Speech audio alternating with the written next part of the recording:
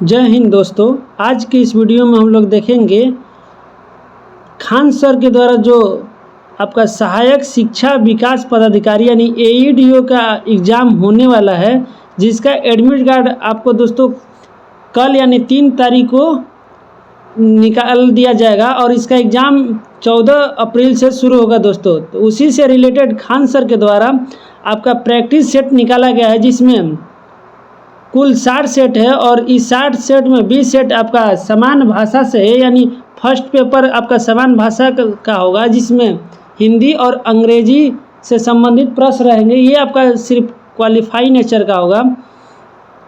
और अगला देखिए आपका सेकंड पेपर समान अध्ययन से होगा, जिसमें आपका हिस्ट्री, ज्योग्राफी, पॉलिटी यानी आपका जीके और जीएस से संबंधित होगा और ये आपका 100 क्वेश्चन 100 नंबर का होगा। और तीसरा सेट आपका समान योग्यता मैथ और रीजनिंग से संबंधित होगा, ये भी आपका 100 नंबर का होगा। तो हम इस वीडियो में दोस्तों आपका समान अध्ययन से रिलेटेड प्रश्न देखेंगे। तो आइए चलिए प्रैक्टिस सेट पर चलते हैं। देखिए दोस्तों, प्रैक्टिस सेट 1 और 2 हम करा चुके हैं और आज के इस वीडियो में हम लोग प्रैक्टिस सेट नंबर 3 देखेंगे। अगर आप लोग ने प्रैक्टिस सेट नंबर 1 और 2 नहीं देखे हैं तो इसका हम एक अलग प्लेलिस्ट बना दिए हैं, आप पहले जाकर देख सकते हैं। दोस्तों आप लोग से एक छोटी सी रिक्वेस्ट है कि अगर आप लोग चैनल पर नए आए हैं तो प्लीज़ चैनल को सब्सक्राइब कर दें और वीडियो अच्छी लगी तो एक लाइक ज़रूर कर दें। तो आइए प्रैक्टिस सेट नंबर 3 पर चलते हैं दोस्तों। देखिए प्रैक्टिस सेट नंबर 3 है और यहाँ से हम क्वेश्चन नंबर 1 से देखेंगे। देखिए पहला क्वेश्चन कर रहा है दोस्तों कि अंकलेश्वर तेल शोधक कारखाना कहाँ स्थित है। बताइए, आप लोग भी साथ साथ में आंसर देते चलिएगा कि अंकलेश्वर तेल शोधक कारखाना कहाँ स्थित है। तो इसका सही उत्तर होगा दोस्तों, ये आपका गुजरात राज्य में स्थित है। दोस्तों हम इसके अलावा कुछ एक्स्ट्रा फैक्ट भी बताते चलेंगे। अगर आप लोग का याद हो, पहले से पढ़ा हुआ होगा तब का रिवीजन हो जाएगा। अगर आप लोग पहले से पढ़ा हुआ नहीं रहेगा तो आप लोग नोट करते चलिएगा, इससे आपका एक क्वेश्चन से 2-4 क्वेश्चन तैयार हो जाएगा। और दोस्तों आप लोग खान सर के बारे में जानते ही हैं कि इनका बुक से कितना क्वेश्चन आता है, तो ये बताने की कोई ज़रूरत नहीं है। इसलिए दोस्तों आप लोग वीडियो को शुरू से अंत तक बने रहिएगा। देखिए दोस्तों, अंकलेश्वर तेल शोधक कारखाना आपका गुजरात राज्य में स्थित है और यह भारत का सबसे बड़ी तेल शोधक कारखाना में से एक है। और इसकी स्थापना पूछे तो दोस्तों इसकी स्थापना 1958 ईस्वी में हुआ था, ये भी फैक्ट याद रखिएगा। अगला देखिए दूसरा नंबर क्वेश्चन पर चलते हैं। दूसरा कह रहा है कि सूची 1 को सूची 2 से मिलान करना है। तो आइए देखते हैं कि सूची 1 और सूची 2 में क्या दिया है। देखिए दोस्तों, पहला है कि ए रेलवे उपकरण आपका दोस्तों भिलाई यानी भिलाई में आपका स्थित है। मोटर वाहन आपका जबलपुर में स्थित है। उसके बाद पोत निर्माण आपका कोची से संबंधित है और साइकिल लुधियाना से संबंधित है। एक तरफ दोस्तों आपका उपकरण से संबंधित है और दूसरी तरफ जगह का नाम दिया है, मिलान करना है, यानी 3, 4, 1, 2 यानी राइट आंसर ऑप्शन ए हो जाएगा दोस्तों। अगला क्वेश्चन चलिए। अगला क्वेश्चन नंबर 3 कर रहा है कि फसलों का आवर्तन जरूरी होता है। बताइए कि फसलों का आवर्तन क्यों जरूरी होता है, यानी फसलों का आप बार बार बदल कर रोपना आपका क्यों जरूरी होता है। तो फसलों का आवर्तन जमीन को उपजाऊ बनाने के लिए बहुत ही आवश्यक है, यानी राइट आंसर ऑप्शन बी हो जाएगा। नेक्स्ट क्वेश्चन पर चलते हैं। क्वेश्चन नंबर 4 कह रहा है कि राष्ट्रीय वन्य जीव संरक्षण अधिनियम किस वर्ष लागू किया गया। बताइए कि राष्ट्रीय वन्य जीव संरक्षण अधिनियम किस वर्ष लागू किया गया। तो इसका सही उत्तर होगा दोस्तों 1972 में लागू किया गया था। याद रखिएगा दोस्तों, वन्य जीव संरक्षण अधिनियम 1972 में लागू किया गया। 5 नंबर देखिए दोस्तों, क्वेश्चन कर रहा है कि भारतवर्ष में वनस्पति और जीवों की कितनी प्रजातियां पाई जाती है। बताइए कि भारतवर्ष में वनस्पति और जीवों की कितने प्रजातियां हैं। तो वनस्पति का दोस्तों देखिए भारतवर्ष में आपका 81,000 प्रजाति जीवों का एवं 47,000 प्रजाति वनस्पति की ही पाई जाती है, यानी राइट आंसर ऑप्शन ए हो जाएगा। उसके बाद छठे नंबर क्वेश्चन पर चलते हैं। 6 नंबर क्वेश्चन कर रहा है कि शीत ऋतु में तमिलनाडु के तटीय क्षेत्रों में वर्षा होने के कारण क्या है। बताइए कि यानी शीत ऋतु में तमिलनाडु के तटीय क्षेत्र में वर्षा किस कारण से होता है। तो ये आपका लौटते हुए दक्षिण पश्चिम मानसून के कारण होता है, यानी राइट आंसर ऑप्शन ए हो जाएगा। जबकि भारत में सब सर्वाधिक आपका वर्षा पूछे तो दक्षिणी पश्चिमी मानसून से शुरू होता है और सबसे पहले आपका केरल राज्य में वर्षा होती है। तो ये भी फैक्ट याद रखिएगा दोस्तों। और तमिलनाडु के तटीय क्षेत्र को कोरोमंडल तट के नाम से भी जाना जाता है, ये फैक्ट भी याद रखिएगा। नेक्स्ट क्वेश्चन देखिए 7 नंबर का रहा है कि वेम्बनाड झील भारत के निम्नलिखित में से किस राज्य में है। बताइए कि वेम्बनाड झील आपका किस राज्य में है। तो वेम्बनाड झील ये आपका दोस्तों केरल राज्य में है, याद रखिएगा केरल राज्य में है। और यह केरल की सबसे बड़ी झील भी है, यह भी फैक्ट याद रखिएगा। और वेम्बनाड झील पूछे तो केरल के कोची जिले में स्थित है। अगला देखिए 8 नंबर क्वेश्चन कर रहा है कि निम्नलिखित में गंगा नदी घाटी का भाग कौन सी उपनदी है। यानी दोस्तों कह रहा है कि गंगा नदी घाटी का भाग कौन सी उपनदी है। बताइए इसका सही उत्तर क्या होगा। तो दोस्तों इसका सही उत्तर होगा उत्तरी कोयल आपका गंगा नदी घाटी का उपनदी है और यह झारखंड राज्य में बहने वाली एक नदी है। यह भी फैक्ट याद रखिएगा कि यह आपका झारखंड राज्य में बहती है, जो कि छोटा नागपुर पठार में से उत्पन्न होती है। अगला क्वेश्चन देखिए 9 नंबर कह रहा है कि भूटान की सर्वोच्च पर्वत श्रेणी है। बताइए कि भूटान की सर्वोच्च पर्वत श्रेणी कौन सी है। तो दोस्तों इसका सही उत्तर होगा आपका कुला कांगरी आपका भूटान का सर्वोच्च पर्वत श्रेणी है। अगर विश्व का सर्वोच्च पर्वत श्रेणी पूछे तो आप लोग जानते ही होंगे माउंट एवरेस्ट है, जो कि नेपाल और तिब्बत के सीमा पर स्थित है। और भारत का पूछे दोस्तों तो भारत के आपका K2 हो जाएगा, लेकिन भारत में पूछे तो आपका कंचनजंगा सर्वोच्च पर्वत श्रेणी है, ये भी फैक्ट याद रखिएगा। अगला देखिए 10 नंबर क्वेश्चन चलते हैं कि भारत का कुल क्षेत्रफल दुनिया के क्षेत्रफल का कितना प्रतिशत है। बताइए कि भारत का कुल क्षेत्रफल दुनिया के क्षेत्रफल का कितना प्रतिशत स्थित है। बताइए दोस्तों इसका सही उत्तर क्या होगा। तो इसका सही उत्तर होगा आपका 2.4%। दोस्तों जैसे कि आप लोग जानते हैं कि विश्व में क्षेत्रफल के आधार पर भारत आपका 7वां स्थान पर आता है और सबसे बड़ा आपका देश पूछे तो रूस हो जाएगा। तो ये भी फैक्ट याद रखिएगा। अगला क्वेश्चन में चलते हैं। अगला 11 नंबर देखते हैं। लोक अदालत के बारे में निम्नलिखित कथनों पर विचार कीजिए। लोक अदालत के बारे में दोस्तों यहाँ सही उत्तर चुनना है कि कौन सा आपका लोक अदालत के बारे में सही है।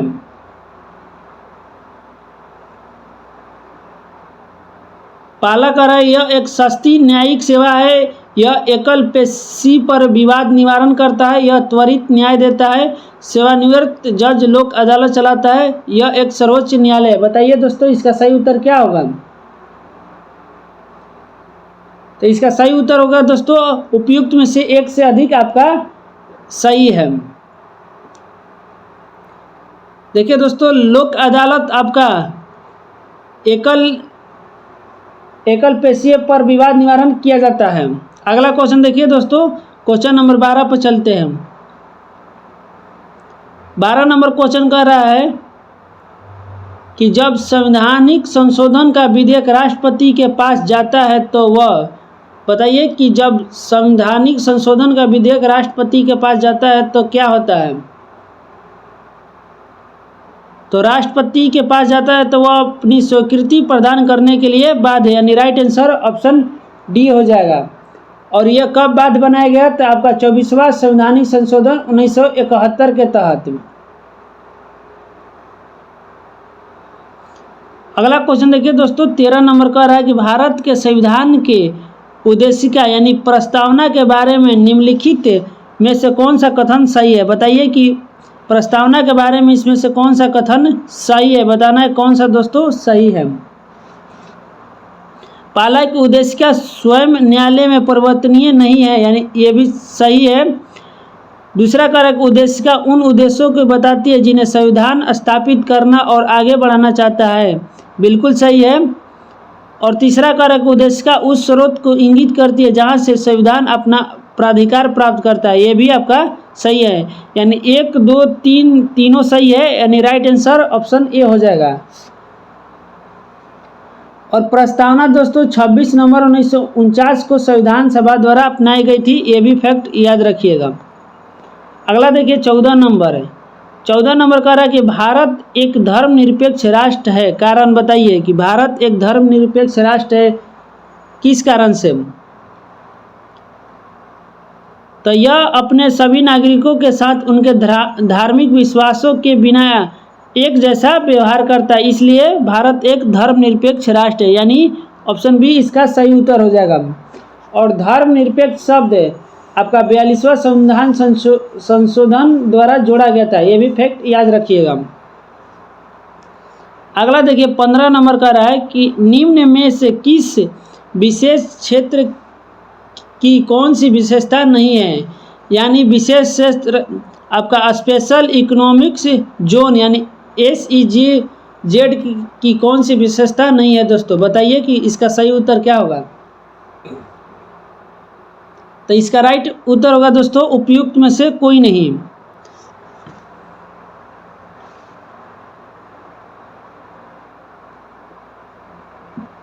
दोस्तों विशेष आर्थिक की विशेषता आमतौर पर उच्च स्तर की सुविधाएं, उसके बाद श्रम कानूनों में लचीलापन और कर लाभ शामिल करती है।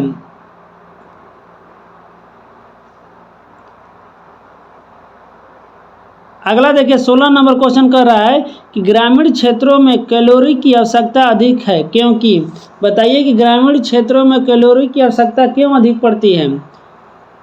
तो लोग शारीरिक श्रम में लगे हुए होते हैं, इसलिए ग्रामीण क्षेत्रों में कैलोरी की आवश्यकता होती है, राइट आंसर ऑप्शन सी हो जाएगा।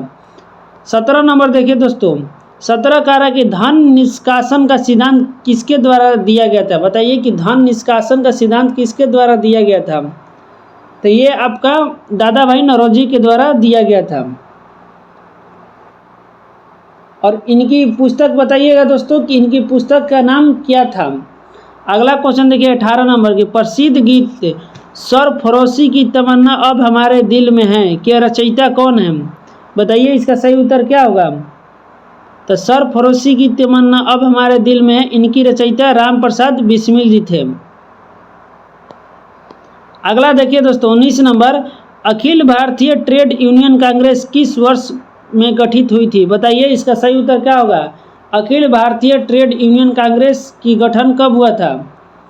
तो इसका गठन दोस्तों आपका 1920 ईस्वी में हुआ था। अगला क्वेश्चन देखिए दोस्तों 20 नंबर कह रहा है कि निम्नलिखित में से कौन सा कथन सही है, बताना है कि कौन सा कथन आपका सही है। पहला कह रहा है कि लाइक अली निजाम के एग्जीक्यूटिव काउंसिल के प्रेसिडेंट थे, सही है। दूसरा कह रहा है कि हैदराबाद के खिलाफ ऑपरेशन पोलो 48 घंटा तक चला, ये आपका गलत है। तीसरा कह रहा है कि कश्मीर राज्य के इंस्ट्रूमेंट ऑफ एक्शन 15/8/1947 के दिन हस्ताक्षर किए गए थे, ये भी गलत है।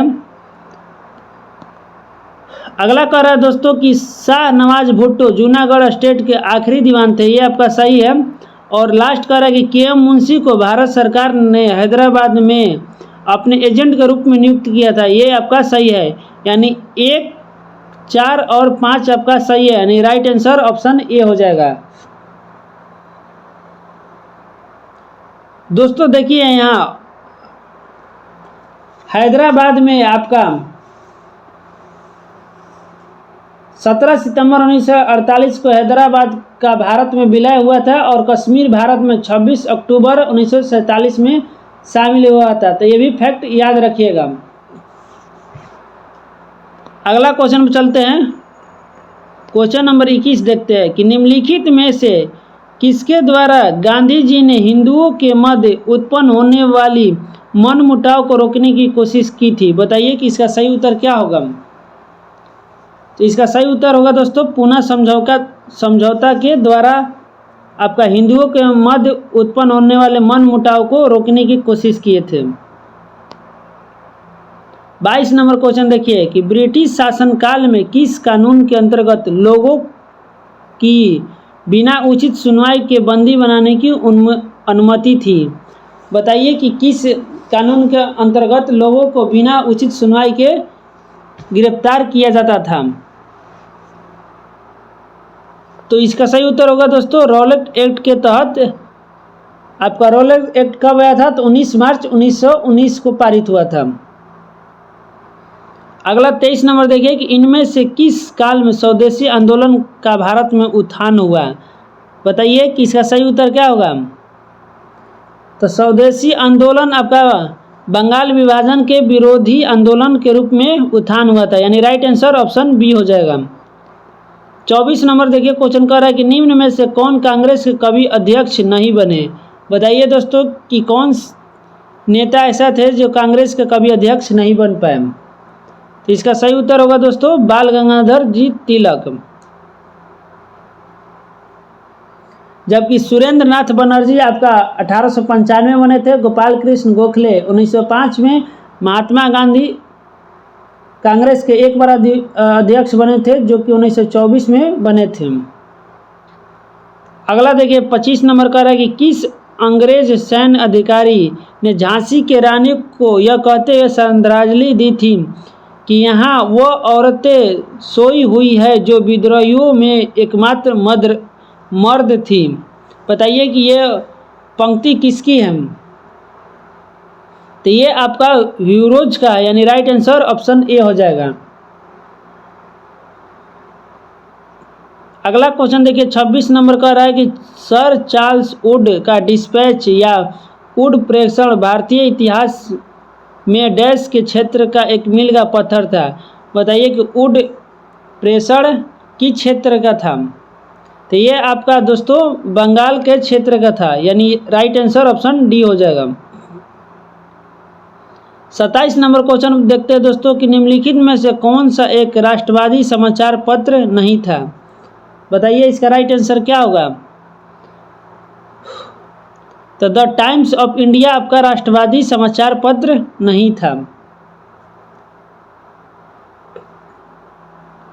अगला क्वेश्चन देखिए दोस्तों 28 नंबर की कौन से यूरोपीय देश ने भौगोलिक खोज प्रारंभ की जिससे अमेरिका, एशिया और अफ्रीका का औपनिवेशीकरण प्रारंभ हुआ। बताइए दोस्तों कि कौन सा पहला देश था जो भौगोलिक खोज प्रारंभ किया था। तो इसका सही उत्तर होगा दोस्तों आप लोग जानते हैं पुर्तगाल और स्पेन, यानी राइट आंसर ऑप्शन ए हो जाएगा। और पुर्तगाल का ही निवासी आपका वास्को डी गामा पहला बार 1498 में भारत पहुंचा था। 29 नंबर क्वेश्चन देखिए दोस्तों अरब यात्री अब्दुल रज्जाक भारत में किस राजा के शासनकाल में आया था। बताइए कि अब्दुल रज्जाक किस राजा के शासनकाल में आया था। तो ये आपका देवराय द्वितीय के शासनकाल में आया था।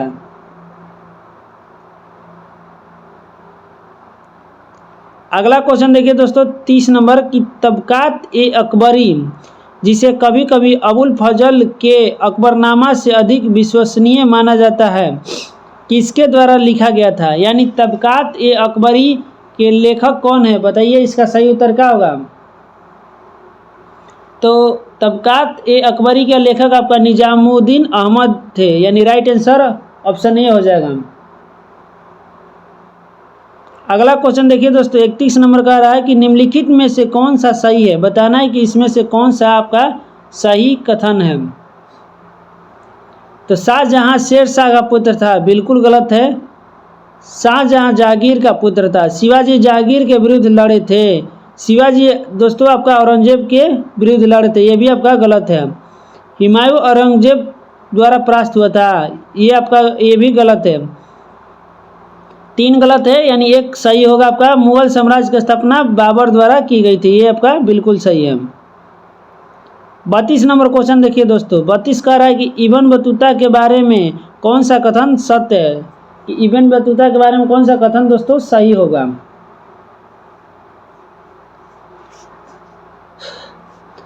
इब्न बतूता मोरक्को से था, बिल्कुल सही है। वह मोहम्मद बिन तुगलक के समय भारत आया था, ये भी सही है। और इवन बतूता रेहला लिखा था, ये भी आपका सही है, यानी तीनों सही है, यानी राइट आंसर ऑप्शन डी हो जाएगा। अगला देखिए 33 नंबर कह रहा है कि जिला शब्द का पहला बार प्रयोग किसने किया था। बताइए दोस्तों कि जिला शब्द का प्रयोग किसने किया था। तो ये आपका बलबन ने किया था, ऑप्शन सी इसका सही उत्तर हो जाएगा। और बलबन का दोस्तों गुलाम वंश का शासक था, ये भी फैक्ट याद रखिएगा। और इसने तुगलक चहलगामी का अंत किया था और इसने लौ और रक्त की नीति अपनाई थी दोस्तों, ये भी फैक्ट याद रखिएगा।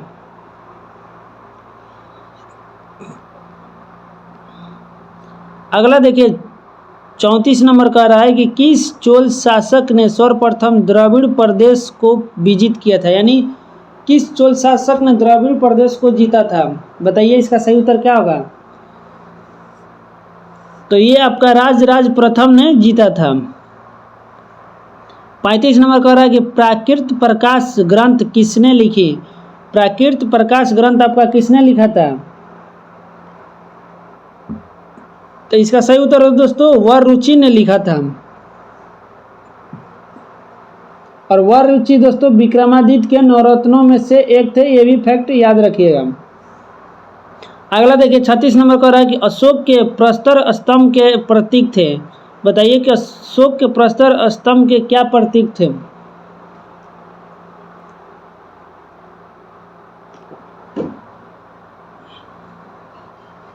अशोक के प्रस्तर स्तंभ के प्रशासन के प्रतीक थे। 37 नंबर देखिए दोस्तों कह रहा है कि अर्थशास्त्र नामक प्रसिद्ध ग्रंथ किसने लिखा था। तो अर्थशास्त्र नामक प्रसिद्ध ग्रंथ आपका कौटिल्य ने लिखा था और इन्हीं का नाम आपका चाणक्य भी था और विष्णुगुप्त भी था और ये आपका चंद्रगुप्त मौर्य के प्रधानमंत्री थे।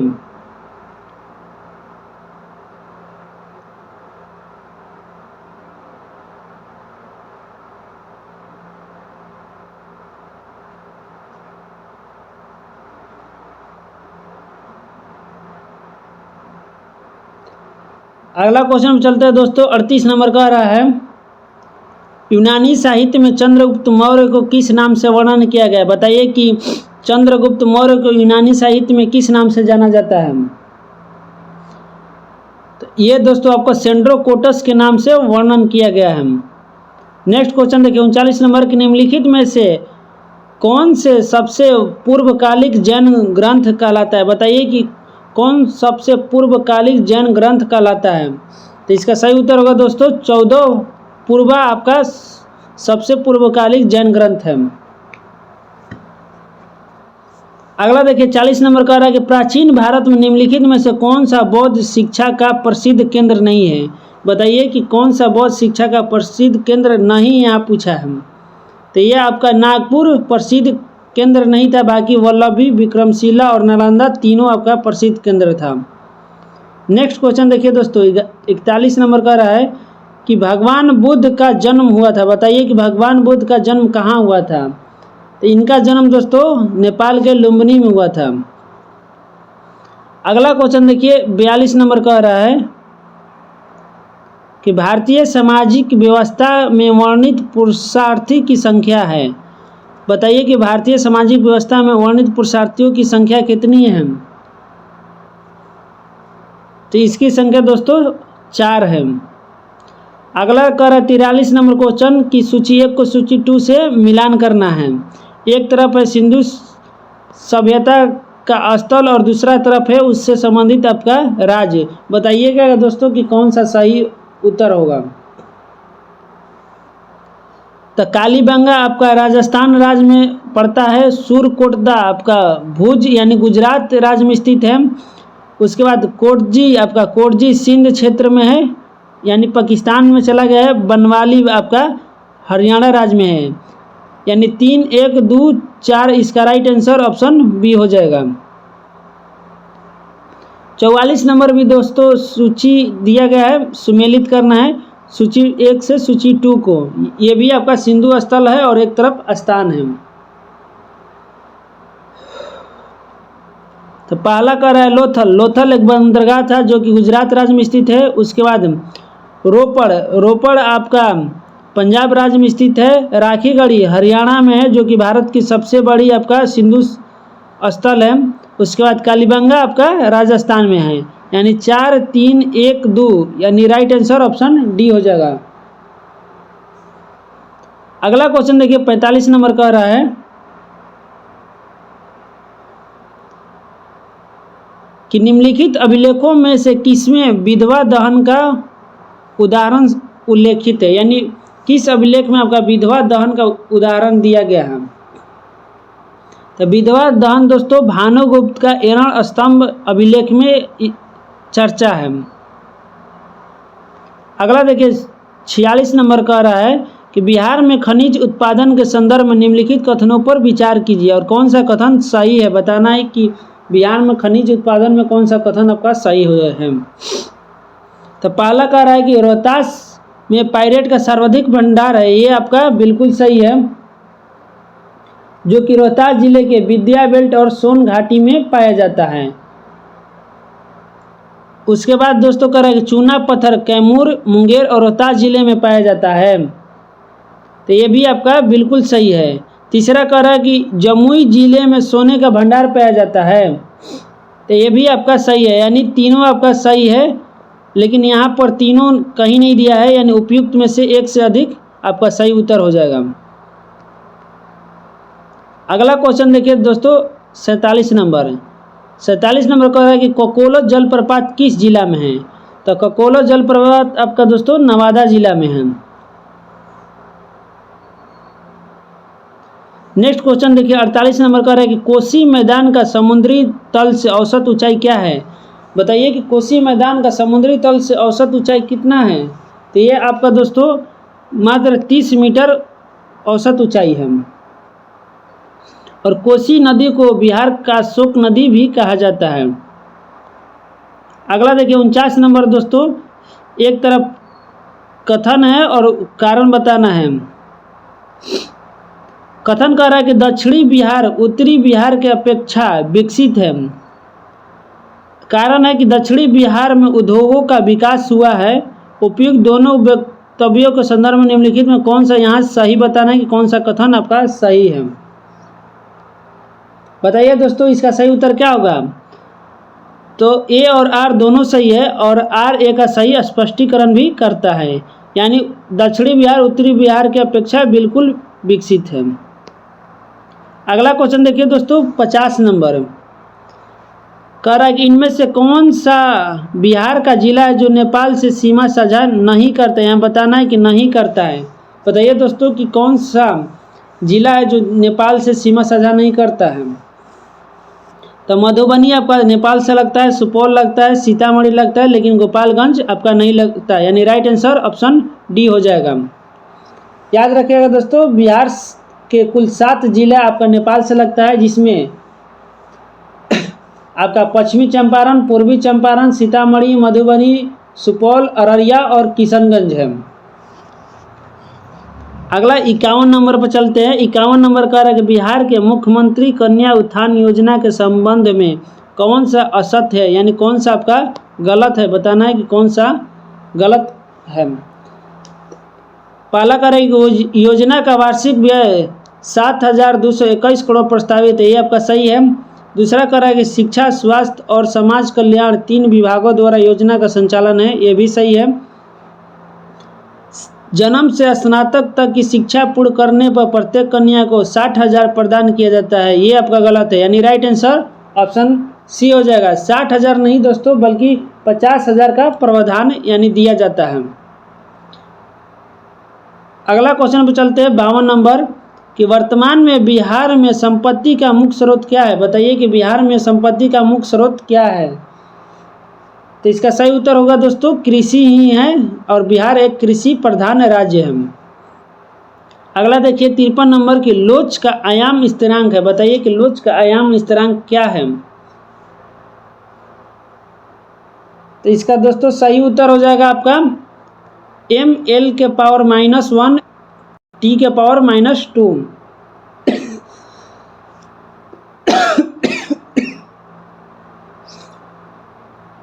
अगला क्वेश्चन देखिए दोस्तों 54 नंबर 54 नंबर कह रहा है कि जब आप किसी रबड़ बैंड को स्ट्रेच करते यानी खींचते हैं तो ऊर्जा किस रूप में स्टोर होता है। बताइए कि दोस्तों कि रबड़ बैंड को आप खींचते हैं तो किस रूप में ऊर्जा स्टोर होता है। तो ये आपका स्थितिज ऊर्जा के रूप में स्टोर होता है। अगला है 55 नंबर, उत्प्लावन बल को किस नाम से भी जाना जाता है। बताइए कि उत्प्लावन बल का अन्य नाम क्या है।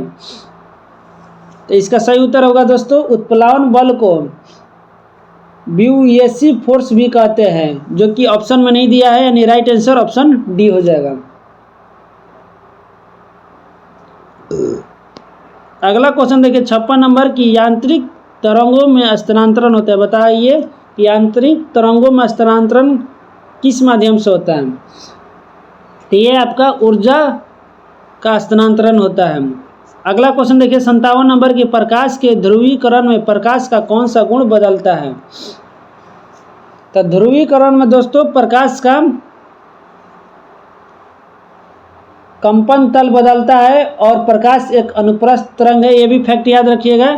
यानी ये आपका उपयुक्त में से एक से अधिक सही उत्तर हो जाएगा। अगला क्वेश्चन देखिए 58 नंबर का रहा है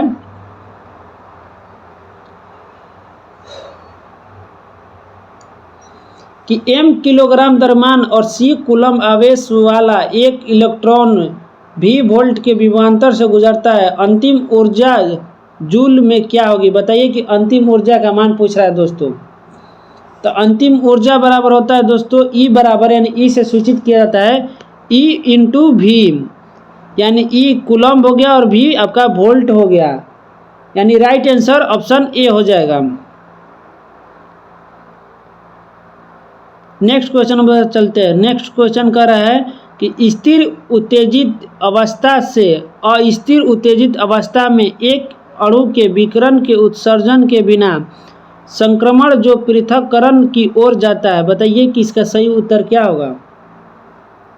तो इसका राइट आंसर हो जाएगा दोस्तों पूर्व पृथक्करण, यानी राइट आंसर ऑप्शन ए हो जाएगा। अगला क्वेश्चन 60 नंबर देखते हैं कि निम्नलिखित में से कौन सा ठोस की विशेषता नहीं है। बताइए कि कौन सा ठोस की विशेषता आपका नहीं है। तो ठोस में आसानी से बहने की क्षमता नहीं होती है, यानी यही आपका नहीं है, यानी राइट आंसर ऑप्शन ए हो जाएगा। अगला 61 नंबर देखिए कि इनमें कौन सा रजत रमण फोटोग्राफी में प्रयुक्त होता है। बताइए कि कौन सा आपका फोटोग्राफी में प्रयोग होगा। तो फोटोग्राफी में दोस्तों आपका AgCl होता है, यानी राइट आंसर ऑप्शन ए हो जाएगा। जबकि AgNO3 आपका दोस्तों इमेज बनती है और सिल्वर हैलाइड का दोस्तों आपका प्रयोग प्रारंभिक पदार्थ के रूप में किया जाता है। अगला क्वेश्चन देखिए 62 नंबर का रहा है कि 18 कैरेट सोने में शुद्ध स्वर्ण की प्रतिशत कितनी है। दोस्तों आप लोग जानते होंगे कि शुद्ध सोना आपका 24 कैरेट का होता है, लेकिन 18 कैरेट सोना में कितना सोना पाया जाएगा। तो इसका सही उत्तर होगा दोस्तों 75% मात्रा होती है।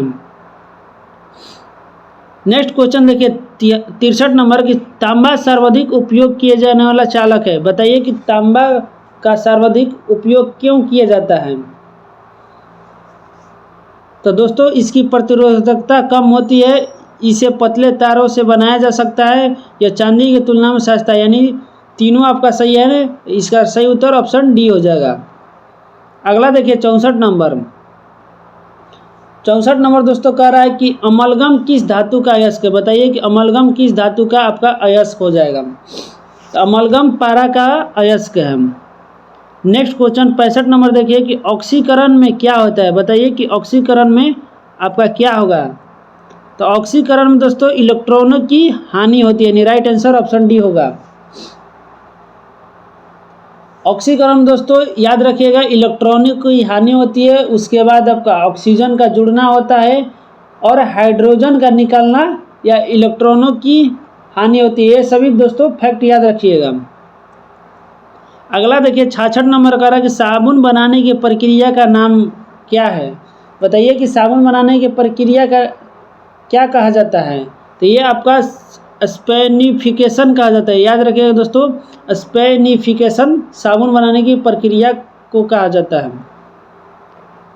अगला देखिए 67 नंबर की कोशिका का रसोई घर किसे कहा जाता है? बताइए कि कोशिका का रसोई घर किसे कहा जाता है? तो कोशिका का रसोई घर दोस्तों बताइए इसका सही उत्तर क्या होगा? तो आपको क्लोरोप्लास्ट को कहा जाता है, याद रखिएगा दोस्तों, क्लोरोप्लास्ट को। और क्लोरोप्लास्ट को हिंदी में हरित लवक भी कहा जाता है। अगला देखिए 68 नंबर कह रहा है कि डीएनए का पूरा नाम क्या है? तो डीएनए का पूरा नाम दोस्तों डाईऑक्सी राइबोन्यूक्लिक एसिड, यानी राइट आंसर ऑप्शन ए हो जाएगा। नेक्स्ट क्वेश्चन देखिए 69 नंबर कह रहा है कि जीवों में अत्यधिक विविधता का कारण क्या है? बताइए कि जीवों में अत्यधिक विविधता किस कारण से होता है? तो ये आपका उत्परिवर्तन के कारण होता है। अगला देखिए 70 नंबर दोस्तों, अगला क्वेश्चन देखिए दोस्तों 69 नंबर कह रहा है कि जीवों में अत्यधिक विविधता का कारण क्या है? बताइए कि जीवों में अत्यधिक विविधता कारण क्या है? तो इसका सही उत्तर होगा दोस्तों उत्परिवर्तन है। नेक्स्ट क्वेश्चन 70 नंबर देखते हैं कि किस फाइलम के प्राणियों में फ्लोएम कोशिकाएं उत्सर्जन का कार्य करती हैं? बताइए कि किस फाइलम के प्राणियों में फ्लोएम कोशिकाएं उत्सर्जन का कार्य करती हैं? तो इसका सही उत्तर होगा दोस्तों प्लेटीहेल्मिन्थेसिस में आपका। अगला क्वेश्चन देखिए 71 नंबर की पक्षियों में तेल अथवा प्रीण ग्रंथि किस भाग में होता है? बताइए कि तेल अथवा प्रीण ग्रंथि किस भाग में होती है? तो ये आपका दोस्तों पूंछ के आधार भाग में स्थित होती है, राइट आंसर ऑप्शन सी हो जाएगा। नेक्स्ट 72 नंबर देखिए कि रेशम कीट पालन से संबंधित पौधा है। बताइए कि रेशम कीट पालन से संबंधित पौधा कौन सा है? तो इसका दोस्तों सही उत्तर हो जाएगा आपका मॉलबरी है। अगला देखिए 73 नंबर कह रहा है कि प्रतिवर्ती क्रिया यानी रिफ्लेक्शन का नियंत्रण केंद्र स्थित है। बताइए कि प्रतिवर्ती क्रिया का नियंत्रण केंद्र कहाँ स्थित रहता है? तो ये आपका स्पाइनल कॉर्ड में स्थित रहता है। अगला देखिए 74 नंबर कह रहा है कि कौन सा अंग पाचित भोजन में विषालु पदार्थ का अवशोषण करता है? तो विषालु पदार्थ का अवशोषण दोस्तों आपका लीवर करता है, यानी राइट आंसर ऑप्शन डी हो जाएगा। अगला देखिए कि ग्लूकोज का सूत्र क्या है? तो ग्लूकोज का आपका सूत्र हो जाएगा दोस्तों C6H12O6, यानी राइट आंसर ऑप्शन बी हो जाएगा। नेक्स्ट क्वेश्चन चलते हैं 76 नंबर कह रहा है कि निम्नलिखित जैव रासायनिक विधि का उपयोग करके पोषण मूल्यांकन का विधि नहीं है। बताइए इसका सही उत्तर क्या होगा कि कौन सा आपका पोषण मूल्यांकन की एक विधि नहीं है? तो इसका सही उत्तर होगा दोस्तों रक्तचाप, यानी राइट आंसर ऑप्शन डी हो जाएगा। अगला क्वेश्चन देखिए 77 नंबर की मानव शरीर की मांसपेशियों के बारे में निम्नलिखित में से कौन सा कथन गलत है? बताइए कि कौन सा आपका कथन मांसपेशी के बारे में गलत है? तो मांसपेशियाँ जोड़े में कार्य करती है, सही है। सिकुड़ने पर मांसपेशियाँ छोटी सख्त और मोटी हो जाती है, ये भी आपका सही है। मांसपेशियाँ केवल हड्डी को धक्का दे सकती है, ये आपका गलत है, यानी राइट आंसर ऑप्शन सी हो जाएगा। अगला क्वेश्चन देखिए 78 नंबर की अधिकतर एंजाइम होते हैं। बताइए कि अधिकतर एंजाइम क्या होते हैं? तो ये आपका प्रोटीन होते हैं। नेक्स्ट क्वेश्चन देखिए कि NSAID दर्द निवारक की एक श्रृंखला में आई इसके लिए आता है, यानी NSAID का फुल फॉर्म में आई किसके लिए आता है? बताइए दोस्तों इसका सही उत्तर क्या होगा? तो आई आपका इन्फ्लेमेटरी के लिए आता है, यानी राइट आंसर ऑप्शन सी हो जाएगा। और NSD का पूर्ण रूप पूछे तो दोस्तों non steroidal anti inflammatory drug होता है। और ये दवाई दोस्तों दर्द बुखार और सूजन के काम में आता है। अगला क्वेश्चन देखिए 80 नंबर की मियादी बुखार यानी टाइफाइड शरीर के मुख्य रूप में से किस अंग को प्रभावित करता है? यानी टाइफाइड किस अंग को दोस्तों प्रभावित करेगा? तो टाइफाइड आपको आंत को प्रभावित करता है, यानी राइट आंसर ऑप्शन डी हो जाएगा। अगला क्वेश्चन देखिए 81 नंबर की परिदल किस कुल के पुष्पों में पाए जाते हैं? तो परिदल आपका दोस्तों लिलिएसी कुल के पौधे में पाए जाते हैं। अगला देखिए 82 नंबर कह रहा है कि जलीय वनस्पति कौन सी है? बताइए कि जलीय वनस्पति कौन सी है? जलीय वनस्पति आपका कमल को कहते हैं। नेक्स्ट क्वेश्चन देखिए दोस्तों 83 नंबर की क्लोरोफिल सूर्य के प्रकाश के डैश तरंगदैर्घ्य को अवशोषित करता है। तो क्लोरोफिल दोस्तों हरे और लाल और नीले प्रकाश के तरंगधर को शोषित करता है, यानी राइट आंसर ऑप्शन सी हो जाएगा। अगला क्वेश्चन देखिए कि मानव प्रजनन के संबंधित अंगों और उनके कार्य के संबंध में निम्नलिखित में से कौन सा कथन बेमेल है, यानी कौन सा कथन आपका गलत है। बताइए दोस्तों इसका सही उत्तर क्या होगा। तो अधिवृक्क गेनोट्रोपिन का स्राव करता है, यही आपका गलत है, यानी राइट आंसर ऑप्शन ए हो जाएगा। जबकि पौरुषी ग्रंथि वीर्य के लिए द्रव प्रदान करती है, सही है। डिम्ब वाहिनी निषेचन के लिए स्थान प्रदान करती है, ये भी सही है। गर्भाशय गिरवा भ्रूण के लिए एक छेद है, ये भी आपका सही है। अगला देखिए सूची 1 को सूची 2 से मिलान करना है। एक तरफ कपड़ा है और दूसरा तरफ उत्पादित वस्तु का नाम दिया है। पहला है कि लिनेन बताइए कि क्या चीज़ से बनता है। तो लिनेन आपका सन के पौधा से बनता है। उसके बाद जट्टा या कोयर ये आपका नारियल के पौधा से बनता है। मोहायर आपका अंगोरा बकरी से उत्पादित होता है। और डाउन बतख और गिज के पंख से होता है, यानी 2 1 4 3 इसका राइट आंसर ऑप्शन सी हो जाएगा। अगला क्वेश्चन देखिए 86 नंबर की फंगाई में भोज्य यानी खाद्य पदार्थ संग्रहित होता है। बताइए कि फंगाई में खाद्य पदार्थ किस रूप में संग्रहित रहता है। तो ये आपका दोस्तों ग्लाइकोजन के रूप में संग्रहित रहता है। नेक्स्ट देखिए 87 नंबर क्वेश्चन कर रहा है कि 23 मई 2025 को माउंट एवरेस्ट पर सफल चढ़ाई करने वाली संयुक्त राष्ट्रीय पर्वतारोही टीम में भारत के किन प्रमुख पर्वतारोहण संस्थानों के प्रशिक्षक शामिल थे। आइए इसका ऑप्शन देखते हैं। इसका सही उत्तर होगा दोस्तों जवाहर पर्वतारोहण एवं शीतकालीन खेल संस्थान, नेहरू पर्वतारोहण संस्थान और हिमालयन पर्वतारोहण संस्थान, यानी राइट आंसर ऑप्शन सी हो जाएगा। अगला देखिए भारत द्वारा हाल ही में घोषित अगली पीढ़ी का 2 सीटर इलेक्ट्रिक ट्रेनर विमान कौन सा है। तो ये विमान आपका दोस्तों ई हंसा है। नेक्स्ट क्वेश्चन देखिए कि आर्थिक मामले की कैबिनेट समिति द्वारा 28 मई 2025 को स्वीकृत रेलवे परियोजनाएं किन राज्यों से होकर गुजरती है। तो ये आपका दोस्तों मध्य प्रदेश और महाराष्ट्र राज्य से गुजरेगी। अगला क्वेश्चन नंबर देखिए कि भारत में 10 लाख नागरिकों को निःशुल्क AI प्रशिक्षण देने की पहल में प्राथमिकता किसे दी जाएगी। तो इसका सही उत्तर होगा दोस्तों ग्राम स्तरीय उद्यमियों को। अगला देखिए 91 नंबर के असम के मुख्यमंत्री ने भारत के पहले एक्वा टेक पार्क का उद्घाटन कहाँ किया। तो एक्वा टेक पार्क का उद्घाटन दोस्तों सोनापुर गुवाहाटी के पास किया गया। अगला देखिए 92 नंबर का रहा है कि केरल सरकार द्वारा शुरू की गई ज्योति योजना का मुख्य लक्ष्य क्या है। तो ज्योति योजना का मुख्य लक्ष्य दोस्तों प्रवासी बच्चों को राज्य की शिक्षा प्रणाली और आंगनबाड़ियों में शामिल करना है। 93 नंबर देखिए कि भारत सरकार द्वारा हाल ही में अनुमोदित संशोधित शक्ति नीति का मुख्य उद्देश्य क्या है। तो इसका सही उत्तर होगा दोस्तों थर्मल पावर उत्पादकों के लिए कोयला लिंकिंग प्रक्रिया को सरल बनाना। अगला क्वेश्चन देखिए 94 नंबर का रहा है कि केंद्र सरकार ने DRDO के अध्यक्ष डॉक्टर समीर वी कामत को कितने वर्ष का दूसरा सेवा विस्तार प्रदान किया है। तो इसका सही उत्तर होगा दोस्तों 1 वर्ष का। अगला देखिए 95 नंबर की मेघालय के जोवाई शहर में किस आदिवासी समुदाय द्वारा पारंपरिक बेदिनखलम महोत्सव मनाया गया। तो इसका सही उत्तर होगा दोस्तों पनार जनजाति द्वारा। अगला देखिए 96 नंबर का रहा है कि M23 विद्रोही समूह और कांगो सरकार के बीच सिद्धांत घोषणा पत्र पर समझौता किस शहर में हुआ। तो ये आपका दोस्तों नैरोबी केन्या शहर में हुआ था।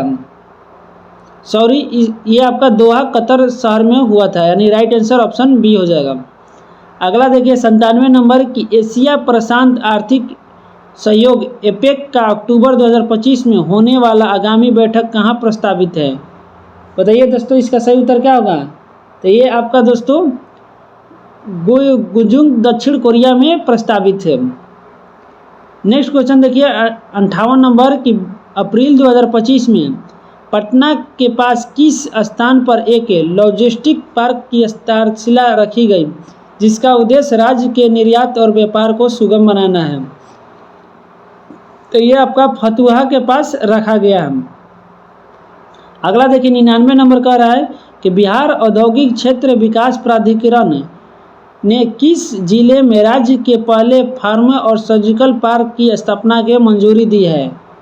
तो इसका मंजूरी दोस्तों मुजफ्फरपुर में दिया गया है। अगला और आज का लास्ट क्वेश्चन देखिए दोस्तों, कह रहा है 5 जून 2025 को विश्व पर्यावरण दिवस के अवसर पर बिहार के मुख्यमंत्री ने किस महत्वाकांक्षी परियोजना का शुभारंभ किया है। तो ये शुभारंभ दोस्तों आपका शहरी वानिकी मिशन का किया गया है। तो दोस्तों आज का इस सेट का 100 क्वेश्चन पूरा हुआ। आप लोग कमेंट करके ज़रूर बताइएगा तो दोस्तों वीडियो कैसी लगी, और इसी तरह से हम टोटल 20 सेट आपका समान अध्ययन से संबंधित कराएंगे। उसके बाद आपका दोस्तों समान योग्यता का 20 सेट कराएंगे। उसके बाद किरण पब्लिकेशन का दोस्तों चलता रहता है सेट, वो भी देखिएगा। तो दोस्तों अगर आप लोग चैनल पर आए हैं तो बिहार से रिलेटेड जितना भी एग्ज़ाम होने वाला है उससे संबंधित आपका हम टोटल का प्रैक्टिस सेट कराते हैं, तो इसलिए चैनल को सब्सक्राइब कर दीजिएगा। मिलते हैं नेक्स्ट वीडियो में, तब तक के लिए जय हिंद।